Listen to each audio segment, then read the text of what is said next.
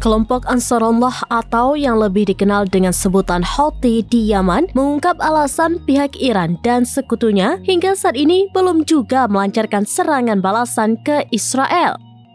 Sebelumnya, Iran dan sekutunya sudah bersumpah akan membalas serangan Israel yang menewaskan Kepala Biro Politik Hamas, Ismail Haniyeh, dan Panglima Hizbullah, Fuad Shukr. Namun hingga kini Iran belum menunjukkan tanda-tanda akan menggempur Israel. Houthi memastikan poros perlawanan Iran tetap akan menyerang Israel. Kelompok itu kemudian menyebut salah satu alasan Iran belum melancarkan serangan.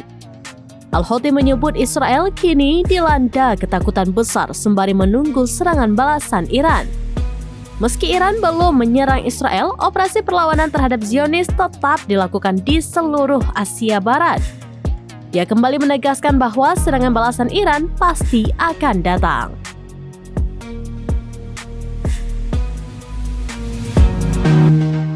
Download Tribun X sekarang, menghadirkan lokal menjadi Indonesia.